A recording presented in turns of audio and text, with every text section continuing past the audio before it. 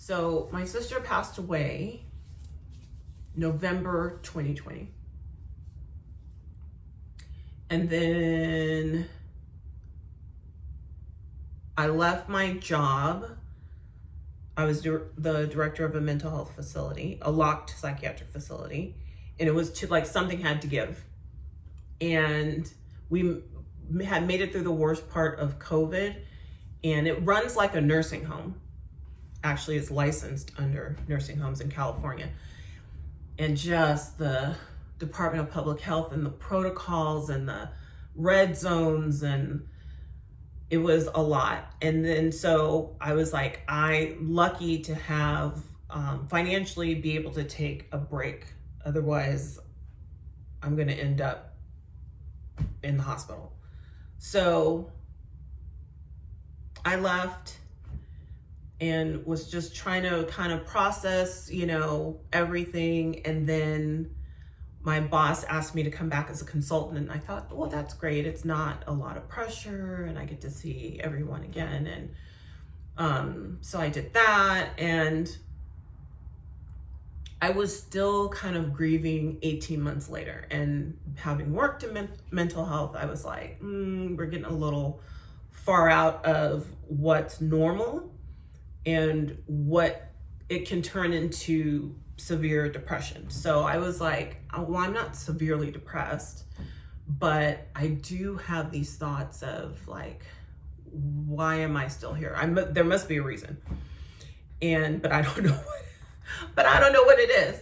And how do I figure that out? And so I was reading books, and this is how you figure out your life's purpose, and nothing was ringing true. Nothing was hitting for me. And I did the online therapy person trying to process the grief, and sort of helpful, sort of not. I think it was definitely, I had someone to bounce things off of, because at a certain point, you feel like you don't want to burden people with like the same thing over and over again, because they don't know how to help you because they're not professional. And so you're like, well, I don't want to bring it up again or talk about my sister again. So having a therapist to talk to, even though it was Zoom, was very helpful, and get everything out, get all my feelings, get all my thoughts. And but it was more for her, obviously, about problem solving. Well, maybe you can do this and maybe you can do that. It was like, yeah.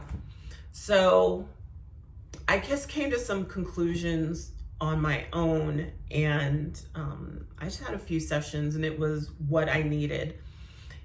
And I was like moving more toward the feeling of purposelessness. I don't know if I just made up that word, but maybe if I found my purpose, that would help me kind of not focus on what I lost, but focus on why I'm still here and what I can do. And then that started kind of, I went to a meditation. It was supposed to be a meditation retreat, but it was, I keep calling it meditation boot camp, because it was like, get up at, I think we had like 5:30 a.m. sunrise meditation, and then there was another meditation, and then there was breakfast, and then there was another meditation class, and then a break, and then another meditation class. And as the meals were great. This was in Sedona, Arizona, and trying to kind of find myself, I guess, and find my purpose. And I think I said in the previous video, I was watching Andrew Huberman's video on psilocybin. Now, I had wanted to try ayahuasca, whatever it is, but it was like, you got to go out of the country. And I was like, I don't want to be in another country. I don't know how I'm going to react, or if I get sick, and if I have to go to the hospital, or if it's just a scam and they take all my money, or I have to give, them $1,000 to get back in the US. I was like, anything can happen, and I'm somewhere unfamiliar by myself. And then it kept saying, you know, you purge. And I thought it was like purge, you know, feelings, and they meant like literally like you vomit. So I was like, oh, I'm out.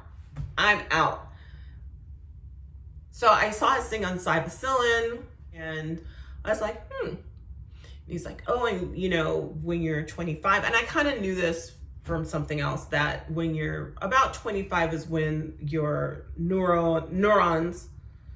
when your neurological pathways start to get set. And so he was saying that the psilocybin helps kind of regenerate and open pathways that were dormant or closed and create new connections. And I'm like, that's what I need. I need connections going on up here. And I need to open my mind. And I was like, if Huberman says it's safe, then I trust him. And then I saw, again, by chance, watching on YouTube, a special by Lisa Ling. And I said, oh, I'm going to check out those ladies, because they're actually licensed clinical therapists and they have experience. And I like that they have these retreats, and that's what I wanted to do. And then I so happened to see one by John Oliver. I was like, okay, I keep getting these nudges, so let me try it. And it was life changing. It was probably the best thing I've done for myself,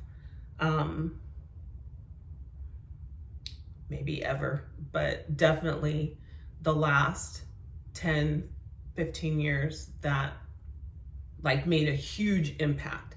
So